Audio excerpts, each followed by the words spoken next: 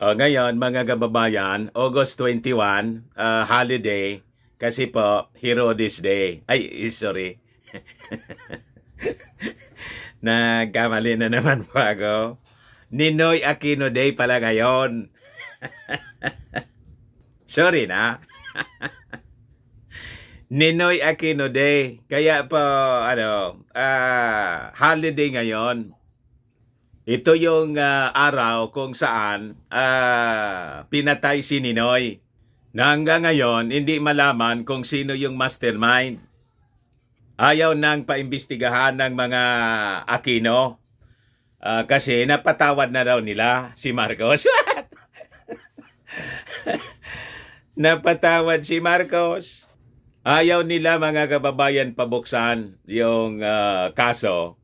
Kahit isinadjust noon ng ating Pangulo. Hindi pa siya Pangulo noon.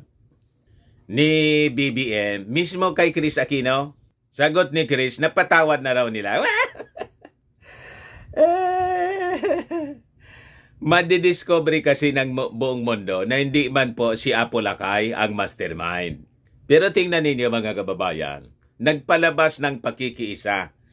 Statement ng pakikiisa yung ating Pangulong BBM, talaga ating Pangulo, mga kababayan, mapagpatawad yung kanyang puso. Hindi siya namimersonal, mga kababayan. But before kong i-share sa inyo yung mensahe para dito sa Ninoy Aquino Day, nagkamali pa ako. Hindi po Herodes Day. Wala man Herodes Day. Ninoy Aquino Day. Ito yung commemoration ng hero, mga kababayan, ng mga Dilawan. Yan lang, yung mga Dilawan, gusto tayong idamay. Gusto nilang idamay tayo na mag-commemorate. Kayo na lang po. So, click subscribe muna mga kababayan dito sa ating YouTube channel para lagi kayong updated na mga kaganapan dito sa ating bayan. Hit the notification bell na rin po. Huwag na rin po ninyo na skip yung ating mga commercial ads para tuloy-tuloy ang pag-unlad ng ating ekonomiya. Ayos? O ito yung mensahe, mga kababayan, ng ating Pangulong Bongbong Marcos. Napakaliit na Mr. Maravillas. Ibasahin ko na lang po sa inyo. Malacanang Palace, Manila. Message. I stand united with all Filipinos worldwide in commemorating Ninoy Aquino Day. Kita ninyo? Yung ating Pangulong Bongbong Marcos, nakikiisa siya by standing for his beliefs in fighting for the battles he deemed right. He became an example of relentless and resolve for many Filipinos. Kita ninyo, unifying leader po talaga yung ating Pangulong Bongbong Marcos. Hindi niya tinitingnan ang mga masasamang ginawa sa kanilang pamilya. Kahit nga doon sa museum po, Malacanang Museum, nandun po, naka-display yung mga events, yung mga nangyari during the people power and sa people power to. Kasi that is part of our history. Sabi natin na ito yung masamang kabanata ng ating history. Pero that is part of our history. Nire-recognize ng ating Pangulong Bongbong Marcos. Di ba? Pero sa mga Dilawan po, yung dark days, baliktad po kasi. Yung dark days sa history po, yung panahon ni Apo Lakay. Kanya-kanyang paniwala eh. So sabi rito, in our resolute quest for a more united and prosperous Philippines, let us transcend political barriers that hamper us from securing the comprehensive welfare and advancement of our beloved people. Let us imbue ourselves with clarity of mind and unity in purpose so we can proceed towards a future that resonates with our hopes and dreams. So, ang minsay ng ating Pangulong Bongbong Marcos, move on. Madaling sabi po. Move on na tayo. Yung mga dilawan po, hindi pa maka-move on. Lalo na po si Santa Mama. Ayaw mag-move on ni Santa Mama. Yung mga dilawan po, hindi maka-move on. Pati yung mga slogans nila. Wala man lang bago sa mga slogans. So sabi ng ating Pangulo, with our love for the nation becomes the compass that guides our words and actions. We foster an environment where empathy, compassion, and dialogue prevail, leading us to a more enlightened and harmonious society. Let us allow this compelling force to promote collaboration, celebrate diversity, and create a society that is teeming with vitality and inspiration. O, di ba? Napakaganda ng mensahe ng ating Pangulong Bongbong. Hindi siya nagtatanim ng sama ng loob. Kahit nga yung namatay po, si Coricong, pumunta yung magkapatid doon, si Super Ate, si President Bongbong Marcos. Hindi pa siya presidente noon. Congressman pa yata lang siya. Pati nga yata si Irene, kung hindi ako nagkakamali, pumunta doon, nakiramay. Kita ninyo, walang pait. Sa kanilang mga puso, nag-mature na po sila yung mga Marcoses. Nasanay na lang sa mga sinasabing masasama laban sa kanila. Namatay si Panot, pumunta pa rin yung pamilya Marcos, mga kababayan, yung magkapatid. Together, let us develop a Philippines grounded in reason and fortitude, where the boundaries of our personal biases fade, and the welfare of all become our priority. Yung mga personal natin isantabi natin. Alisin na natin yon. Delete. Di ba? Pabayaan na natin. Ang dapat priority natin, yung kapakanan ng ating mga mamamayang Filipino, the welfare of our kababayans. Dapat yun ang ating priority. Di ba napakaganda? As we take measured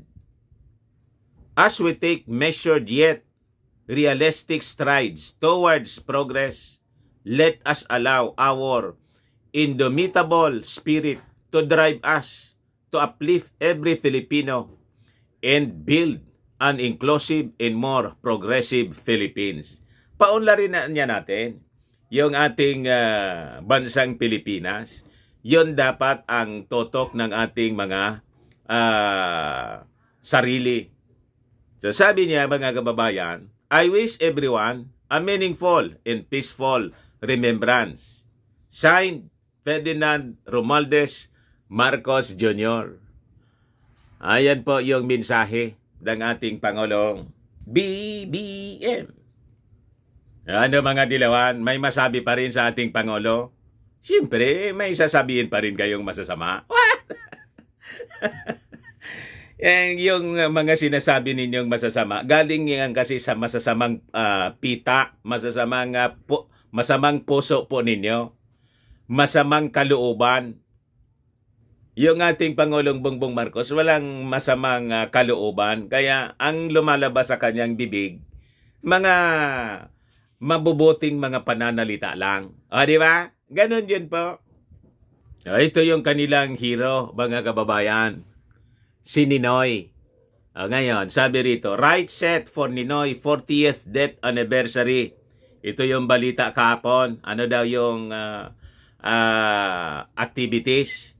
Sabi rito, the nation is set to remember the sacrifice of former Senator Benigno Ninoy Aquino Jr., who opposed the authoritarian rule of then President Marcos Sr. on his 40th death anniversary on August 21 ngayon po. Laging nakadikit po yung pagiging diktador. According to the Ninoy and Cory Aquino Foundation, a mass will be held for the former senator's death anniversary at the Santo Domingo Church in Quezon City. His remains are interred at the Manila Memorial Park in Parañaque City, where he is with his wife, former President Cory Aquino, and his son, former President Benigno Noynoy Aquino III. On August 10, the Foundation and the Opposition Coalition, Isang Bayan, discussed Aquino's sacrifice for the nation to remember and move forward. Itong sakripisyo po ni Ninoy, para ito sa mga dilawan lang po. Tandaan po ninyo, dahil po sa mga dilawan, humina yung ating bansa, kaya po na-involved din yung mga Chinese. Kasi po si Cory, Chinese. Tandaan ninyo yan po. Yung mga supporters po ni Cory, karamihan po mga Chinese businessmen, Filipino-Chinese businessmen. Ito na tayo ngayon. Nagsimula to. Umina yung ating defense. Ginulo po ng China. In-infiltrate yung politika po natin dito. Yan ang katotohanan yan. Until today, yun ang ginagawa nila. Kaya ingat po tayo dito sa mga taong ito. So sabi rito, the commemoration of Aquino's death anniversary is the second year it will be done at a time when his family's political nemesis is back in power. In 2021, hardly any government agency commemorated Ninoy Aquino Day, departing from the annual celebration held in observance of the official holiday. Sayang lang ng pera ng ating bayan gagastusin sa mga commemoration po. Walang naidulot na kabutihan po yung presence ng kanilang family, yung ginawa nila sa ating bansa, yung nagkinabang man lang po, yung mga kaalyado nila. Kaya nga po naghirap yung Pilipinas. So ano yung i-commemorate natin? Kung nabago nila, sabi nila, kailangan yung pagbabago. Tumikover sila. O ilang generations yon? Ay, ilang generations. Ilang dekada, hindi generation. Ilang dekada yon. Lalong nanghirap yung ating mga mamamayan. Pagkatapos, they are demanding itong mga dilawan na i-reverse yung situation po. In just 1 year or 2 years, kahit 6 years, hindi yon kakayanin po. More than 30 years, mga kababayan na sinalaola yung ating bansa. Kaya nga po tayo, sabi natin, dapat Marcos Romualdez pa rin. After the term of our President Bongbong. Bakit? Paano mo i-reverse yung more than 3 decades na pagsalaula sa ating bansa? Paano mo gagawin yon? Iangat yung ating bansa? Ano? Magic? May magic wand yung ating Pangulo? Gaganon-ganon lang? Tapos okay na? Hindi man po ganon ang reality. Kaya yung mga dilawan kung makadiman po, yung mga anti-Marcos na tuparin agad-agad mga kababayan ng ating Pangulong Bongbong ng kanya mga pangako, lalo yung 20 pesos na presyo ng bigas. Kung makadiman kayo, wagas. Iyon nagsimula po yung pagmahal na mga bilihin po. Panahon ni Kurikong. What? Panahon ni Apo Lakay. Tingnan ninyo yung presyo ng bigas. Kung magkano lang. Nasa 2 pesos lang. 1 peso. Pinakang mataas na yata. Naalala ko noon, mga 3 pesos. Nung nasa high school ako, mga kababayan, ipinabayaan po yung agrikultura ng mga sumunod na administrasyon. Tapos ituturo ninyo yung ating Pangulong Bongbong Marcos na pababain agad yung presyo ng mga bilihin. Matindi kayo kung makadiman. Hindi na nga nagawa ng mga previous administrations. Ilang presidente yung umupo? Coricong, Ramos, Erap, Goya, Panot, Digong. You see? Napababa ninyo yung presyo ng bigas. Di ba hindi? Lalong tumaas ng tumaas. Buti nga yung ating Pangulong Bongbong Marcos, may pangarap siya. His aspiration is to lower the price of the staple food. Yung bigas sa 20 pesos. Pagkatapos, pinagtatawanan ninyo. At least yung ating Pangulong Bongbong Marcos, nangangarap siya na ibaba sa ganong presyo para makayanan ng ating mga mamamayang Pilipino. Kaya nga po sa mga kadiwa centers po, nagbibenta doon ng 25 pesos per kilo. So sayang kung gagastos pa yung ating national government para lang i-commemorate yung assassination na hindi man nga alam kung sino yung mastermind. What? So, last year daw, hardly any government agency commemorated Ninoy Aquino Day, departing from the annual celebrations held in observance of the official holiday. Ano yung napala natin sa pag-commemorate ng Ninoy Aquino Day? Di ba wala? Naayos ba yung buhay ng mga mamamayang Filipino? Di ba hindi? However, in at least 3 social media accounts of police stations, including the Batangas and Quezon Maritime Police Stations, and Santa Margarita Police Station in Samar, police shared posts that used the anniversary of the Plaza Miranda bombings to falsely tag Aquino as communist terrorist. Yan naman talaga, mga kababayan. And in fact, based on the records ng Senado, inimbestiga po si Ninoy Aquino sa kanyang involvement po doon sa Plaza Miranda bombing. At saka basahin ninyo yung libro po ni Joby Salonga. Kaalyado niya sa politika. You will be shocked sa naging revelasyon ni Joby Salonga, dating Senate President, LP President, Senate President ng Senado. Senate President na nga pala. Diyan ninyo madidiscover kung ano yung involvement. I-search ninyo po. Pagkatapos gusto ninyo kilalanin naming hero. What? Kayo, sige, gawin ninyong hero. Pero sa majority ng mga mamamayang Filipino, wag na. Hindi ninyo po mapipilit. Gusto ninyong isaksak sa baga namin. Baga lang, gusto ninyo itong itry mga kababayan. Firmax Firming and Lifting Cream, pinapahid po sa mga pulses and affected area. Mainam po sa paninigas na mga kaso-kasoan. Ito naman po, Automax Radiant Serum. Sa mukha naman yung application. Anti-aging po siya. You will look 10 years younger than your age. Sa mga cancer patients naman po, baka lang gusto niyo itong itry. Nengxia Red Mix Fruit Drink. Hindi man po siya gamot, food supplement po siya. Kaya lang, gawa siya sa goji berry. Yung goji berry may anti-cancer properties. Ayos, yung mga inquiries po ninyo, dumiretso na lang po kayo sa aming messenger sa Facebook para masagot namin agad. Ako po si Dante Maravillas. Bye-bye po. God bless.